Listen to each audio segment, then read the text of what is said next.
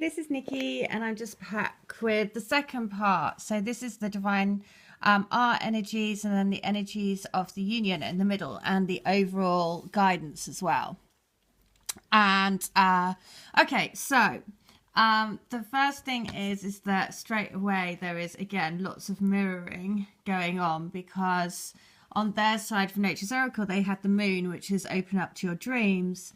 And then the energy that we have got taking from the union is both they have the strategy and we have the goddess of the moon, which is basically number 7, and it's your soul path. So very much centered around intuition, around opening up to what you can't see, opening up to your basically your soul. And so why that's so great is because actually the crowning energy, or sorry, the what we're thinking about is literally this 7th chakra, which is the crown chakra, which is, you know, basically wanting to create the change. It's number 5 in our lives, which our soul is telling us, which our soul is drawing us to. And the more and more and more we rise with this universal energy, the ebb and flow of the moon, the universal pull that's all happening to, you know, if you've awakened to the journey, then, you know, and you're using the moon energies, the cycle of the moon, the ebb and flow of the moon, then you're waking up more and more and more to your crown chakra, which is why, you know, we're mirroring so much with our divine counterparts, because then what's at the heart of us is wanting to take that leap of faith, you know, wanting to walk the plank, literally, because we know by walking the plank, we are going to be supported by 11, which is the angels and is the twin flame.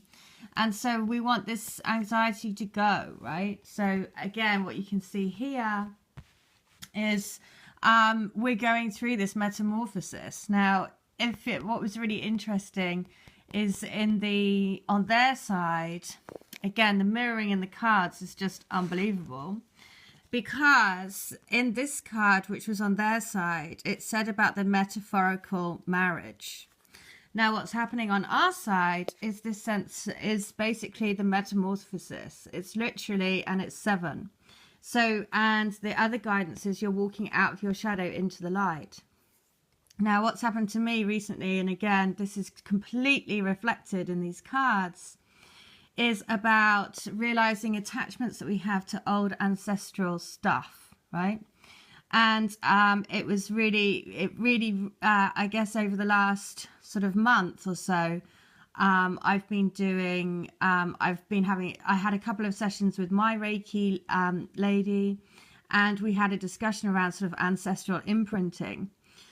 And then I've been doing a lot of gong baths, and then it sort of all culminated into a conversation that I was having with my granddad yesterday. And it made me realize that I had to let go. There was lots of that, literally why this is so perfect, because actually the mask has been taken off, and we have just going through another cycle of like metamorphosizing into who we are truly meant to be, because we do carry energies from our bloodline, and within that, for me, there's lots of things what I realized is that there's lots of things that I needed to let go of that weren't necessarily my energies that I was carrying around, but it was stuff left from, you know, basically my grandmother, my great grandmother married for love, and she went to China. And in that day, of course, that was a very difficult thing to do. Her family was ostracized her, but she married for love. And but her husband died in the war, so she always said that she died of a broken heart, because she had to come back to England. Now, actually, my grandparents, they are now, my granddad is 97, my gran is 94, but she had to be put into a home because she's got dementia. Now, they have always had a very difficult relationship. And my gran was very beautiful and had lots of affairs, because my granddad was always out to work. And it hasn't been until they were very elderly and they had to be companions for each other that they really cemented their kind of relationship.